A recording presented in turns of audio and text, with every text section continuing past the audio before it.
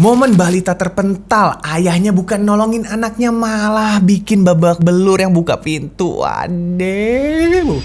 Beredar video di media sosial yang memperlihatkan seorang balita terpental karena terkena pintu yang dibuka oleh seorang pemuda saat akan masuk ke minimarket. Dalam video CCTV yang dibagikan oleh akun X Kegoblogan Anfaedah pada Sabtu 6 Januari 2024. Jadi bisa dilihat ya, itu kronologinya. Seorang ayah tuh lagi gendong bayinya. Abis itu dia mau bayar di kasir, diturunin bayinya. Balita, bukan bayi ya, balitanya diturunin. Terjadi transaksi, abis itu ribet sama uang kembaliannya mau masukin mana. Dia sambil keluar, anaknya nggak digandeng, lupa. Dan sebagai sudut pandang yang baru masuk minimarket, dia pasti blind spot karena nggak ngelihat ada anak itu.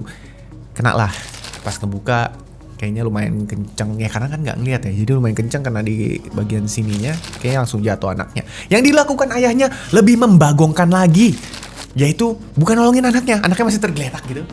Dia malah menyalahkan kesalahannya ke orang lain. Emang enak ya kalau nunjuk kesalahan orang lain tuh enak banget. Sampai diuber-uber ke depan segala macam. Mungkin anaknya di dalam masih nyantai-nyantai kayak, aku di mana?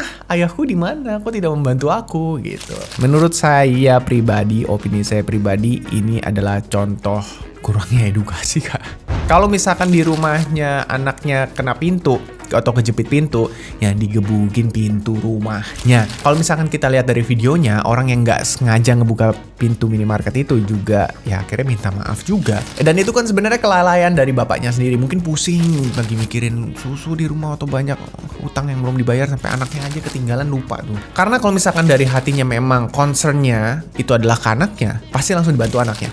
Oke? Dibantu anaknya, dilihat ini sama sekali nggak dilirik, langsung jadi Chris John.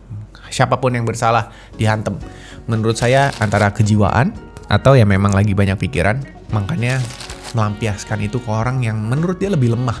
Bisa nih, karena dia ada kesalahan itu. Coba deh, menurut kalian gimana? Itu opini saya pribadi. Menurut kalian jangan ikut-ikutan. Tulis di komen menurut kalian gimana ya. Top komennya adalah, lah, bentar. Yang di depan harusnya anaknya, bukan bapaknya yang jalan duluan.